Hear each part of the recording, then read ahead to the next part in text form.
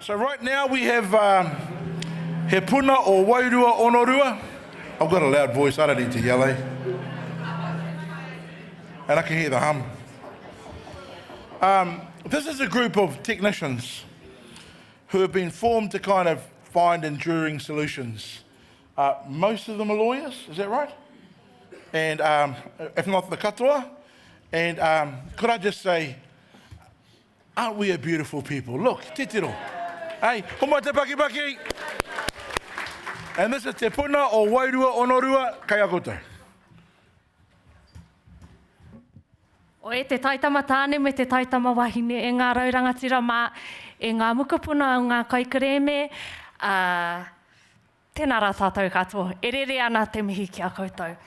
It is an honour to share on behalf of He Puna o Wai-rua-ono-rua, a rōpū of friends of whanaunga who studied together at Te Rākau Ture, the University of Auckland Law School, and this is the mahi we dreamed of doing. We talked about how we could collectively use our skill sets and use the tools that we had gained for the benefit of our whānau, hapu, iwi, and actually for the benefit of our nation. So we all consider it a privilege to do this mahi. Tēnā rā tātou.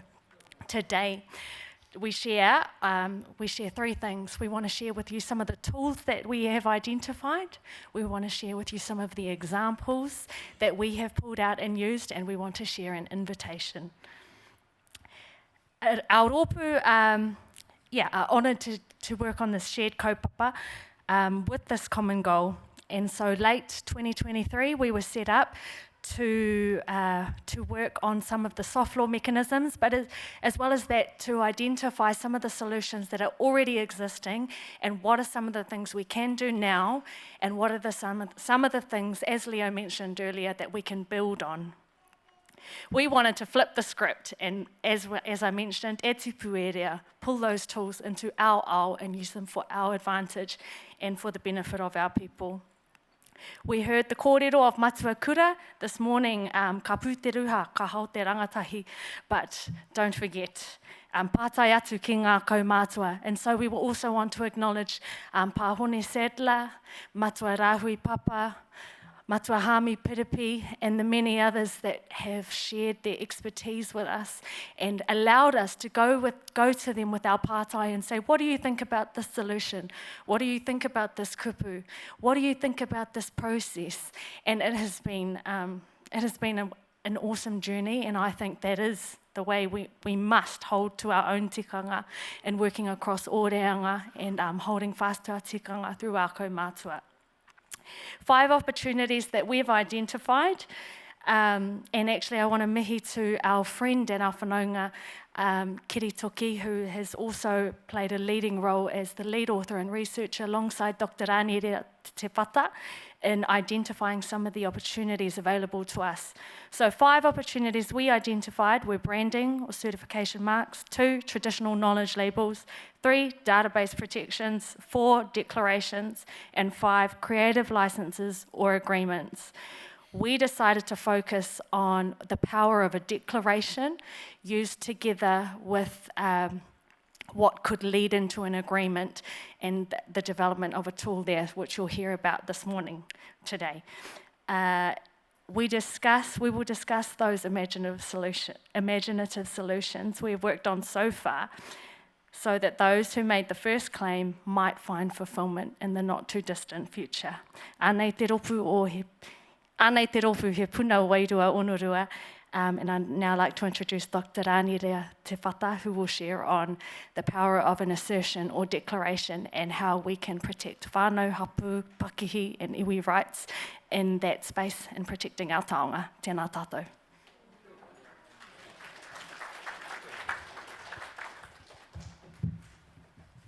E te whare etu nei tēnā koe, e te papa e takoto nei tēnā koe, e ngā mate o te wā, haere.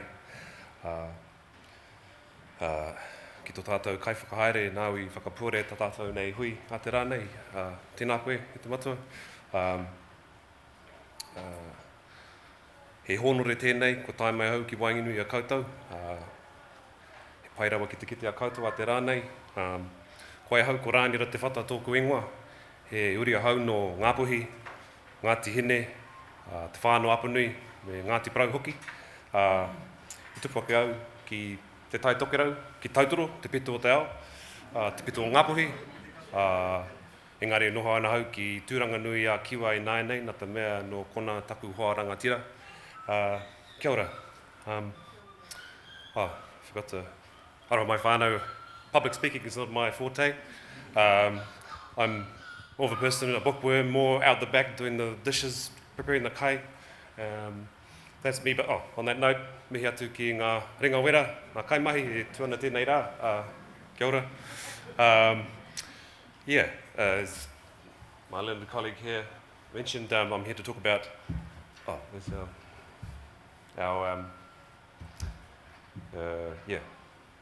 strategies, which is, well, my particular, thank you. Could the next one be put on, please?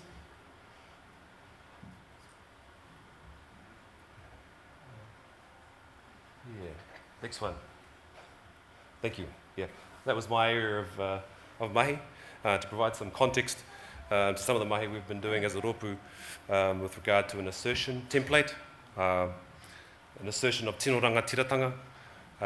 We've drafted a template document that asserts tino rangatiratanga over ngā taonga katoa for whānau, hapu iwi.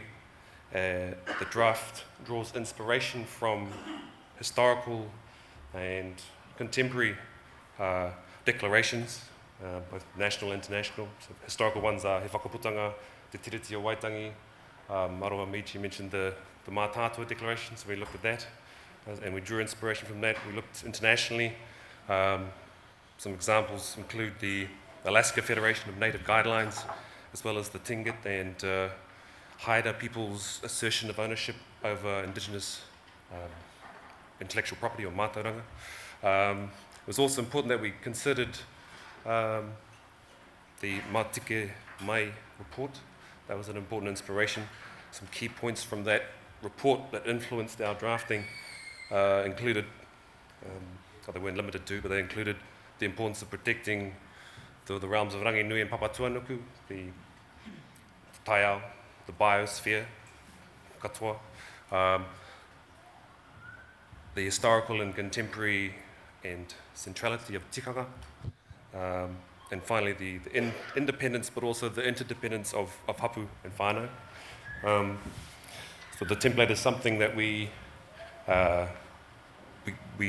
something that can be built on and is drafted in a way that can be customized. It's a template by whānau or hapu to further suit the specific needs, values and circumstances and the aspirations of whānau and hapu. I don't have an example to show on the screen, but the draft titled The Assertion of Tino Rangatiratanga, Ownership and Protection of Taonga. It has a preamble, 7 articles with headings like Assertion of Tino Rangatiratanga, ngā mātāpono or principles, the scope, it defines the scope of rangatiratanga, and the rights and permissions for use of taonga, and enforcement and dispute resolution clauses. So, whilst it's written originally in English, we've had it translated into te reo Māori by kaupare and it's been reviewed by rangatira such as Atohune, Matua Hami, and Rahui Papa provided time and their mātauranga, their time, their energy to review it and provide feedback. And so we're still in the drafting phase, but I'd like to leave the message that it's a tool. It's one of the many tools that can work towards preventing some of the issues that Aroha mentioned earlier in her presentation. Kia ora. Kia ora, Rāniera.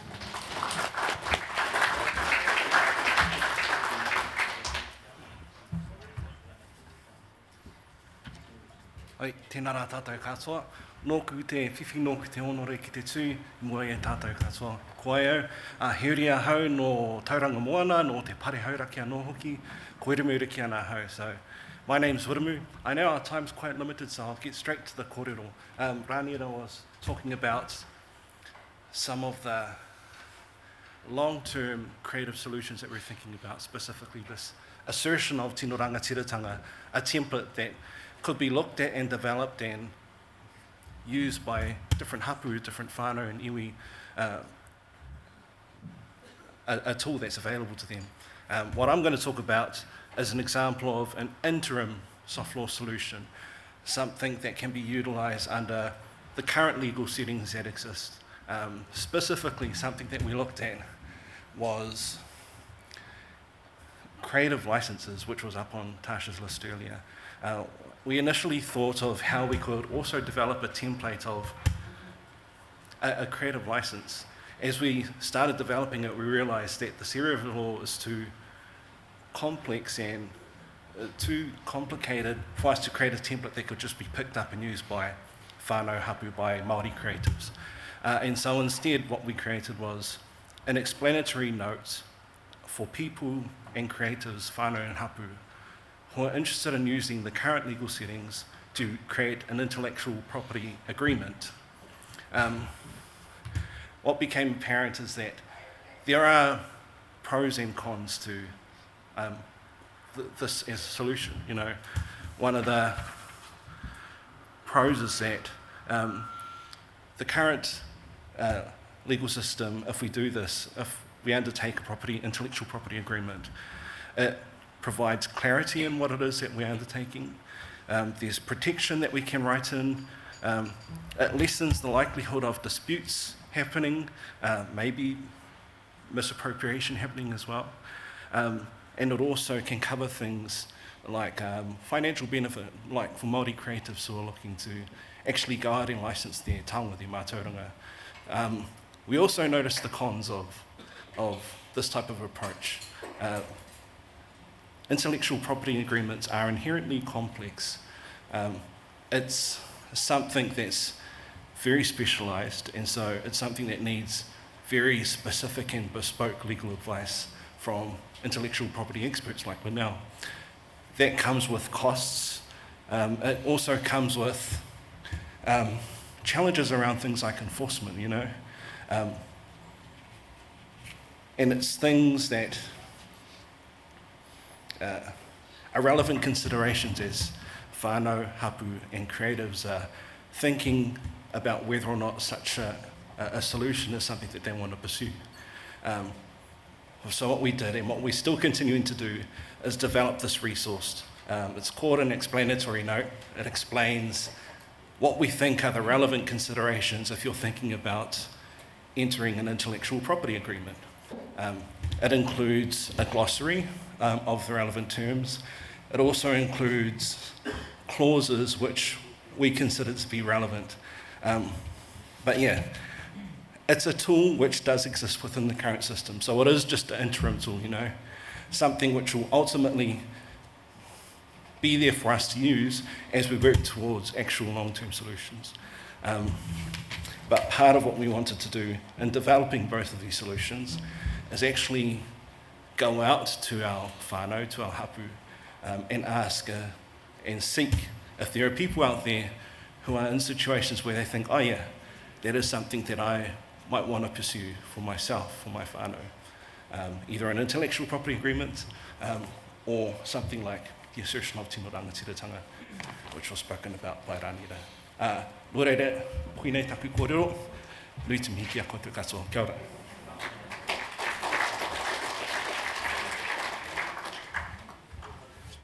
Ko kia ora koutou katoa, ko Ihapera Paniora tuku ingoa no Ngāti Whātua Hauai. So I think I have 60 seconds left. Just a little bit of background. We were established in about February, Waitangi weekend. We kicked off and went hard and fast on about 3 months worth of mahi. So we did a literature review just to get a understanding for ourselves what Y262 even was. We had no idea what it was. What we knew is that we've been friends for 15 years now. We started out together in Te Rākau Ture, as Tasha mentioned. There's no competition there. We trust one another. We have fun with one another. The mahi that I'm involved in is in the realm of tūmatauenga, so this is the type of mahi that's uplifting, inspiring, and what we hope to do is to is to contribute to the foresight or the vision that our tupuna laid down for us in terms of them signing He Whakaputanga and Te Tiriti o Waitangi. So we looked at the low-hanging fruit, what can we do here and now, and actually, enough of the hui and let's get into the dewey. So what could we lay down on the table and say, here's a tool that we can use here and now. And so we've talked about the declaration. We talk about He Whakaputanga, but why did it have to stop at He Whakaputanga? Why does every single marae, every single whānau, every single iwi not have their own declaration or their own assertion of tino rangatiratanga? We talk about the government, recognising our own tino rangatiratanga. No, we have to practice it and we have to believe it, dream it and live it. And that's where it starts with the mahi that we're doing today.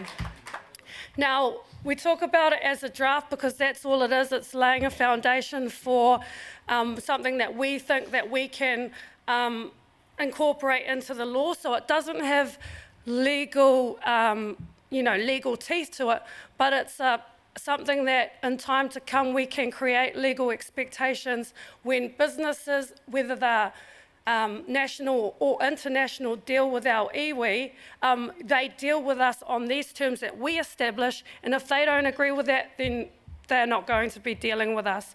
So what we're doing, what we're here today to ask of some of our practitioners and our kaitiaki is we're looking for 2 more iwi. So we have 1 iwi at the moment. We want 2 more to actually test and implement these tools that we've created and really understand, because it's great to have this conceptual idea of, here's a declaration, here's a tool. What's really important is, does it work on the ground with our people and does it solve issues that we have? So one of the iwi that we're working with is Te Rōrua.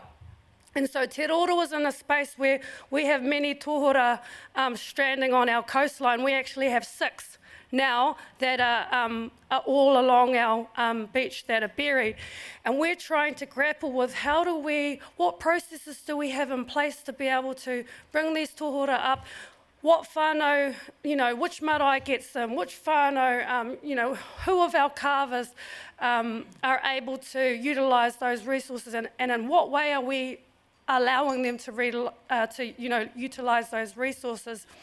And one of the questions that my uncle said to me when we were developing the application form for, what would be our priorities was, can I carve this resource and can I sell it?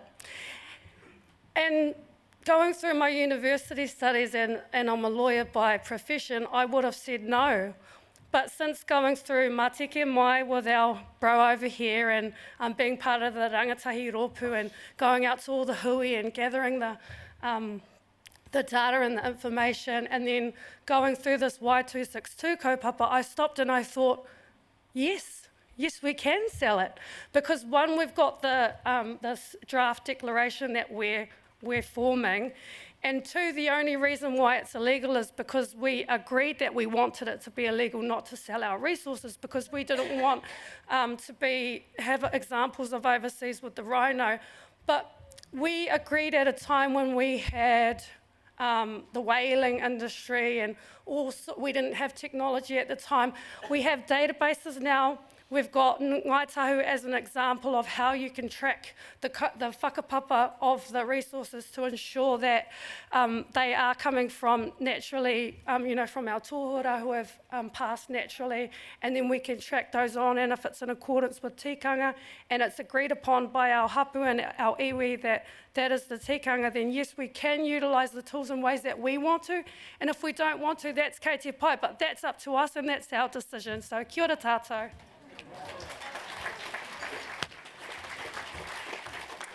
Tēnā tātou e hui mai nei. I've got 20 seconds, so I can make this real quick. We're here for a good time, not a long time. He uri tēnei o mā tātua waka o te whakatohea o ngā puhi nui tonu hoki.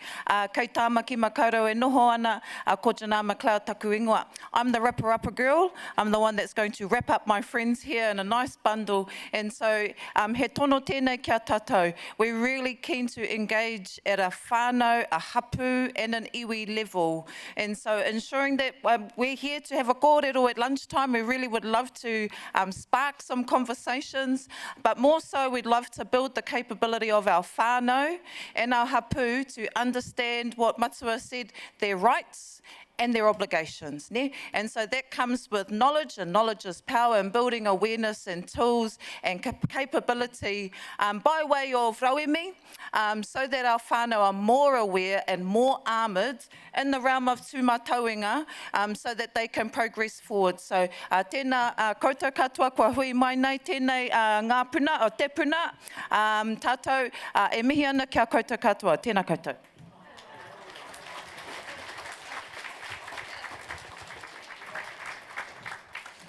Okay, as they're walking off the stage, ho mai te piki paki paki.